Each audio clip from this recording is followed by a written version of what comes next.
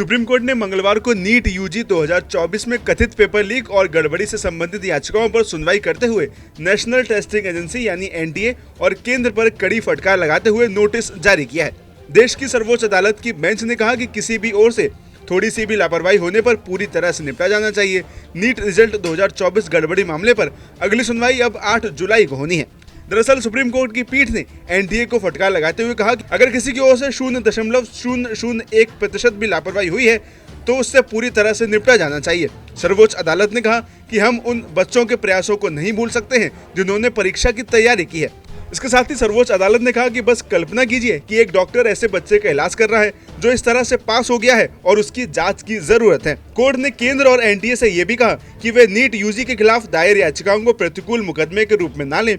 शीर्ष अदालत ने दोनों संस्थाओं को यह भी निर्देश दिया है कि अगर परीक्षा आयोजित करने में कोई गलती हुई है तो उसे स्वीकार करें और सुधारें। इसके अलावा सुप्रीम कोर्ट ने एनटीए से कहा कि परीक्षा आयोजित करने वाली एजेंसी के रूप में आपको निष्पक्ष रूप से कार्य करना चाहिए। यदि कोई गलती है तो हाँ कहें, ये एक गलती है और यही वो कार्रवाई है जो हम करने जा रहे हैं। कम से कम इससे आपके प्रदर्शन में विश्वास तो पैदा होता है।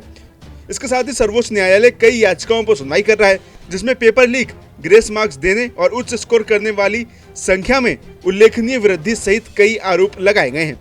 वहीं आपको बता दें कि नीट रिजल्ट 2024 में गड़बड़ी पर हो रहे हंगामे और विरोध प्रदर्शनों के बीच देश की सर्वोच्च अदालत ने 14 जून को प्रश्न पत्र लीक के आरोपों की सीबीआई जांच के अनुरोध वाली याचिका पर केंद्र और एनटीए को नोटिस जारी किया था। यह नोटिस तब आया जब केंद्र ने सर्वोच्च न्यायालय को 1563 नीट यूजी 2024 उम्मीदवारों के स्कोर कार्ड रद्द करने के अपने निर्णय के बारे में सूचित किया था, जिन्हें ग्रेस मार्क्स दिए गए थे। इसके साथ ही नीट यूजी रिजल्ट 2024 गड़बड़ी मामले में केंद्र सरकार ने सुप्रीम कोर्ट को यह भी बताया कि प्रभावित छात्रों को जल्द ही उनके संशोधित अंकों के बारे में सूचित किया जाएगा, जिसमें पहले दिए गए ग्रेस मार्क्स शामिल नहीं होंगे। सुप्रीम कोर्ट में इस मामले की अगली सुनवाई अब 8 जुलाई 2024 को होनी है।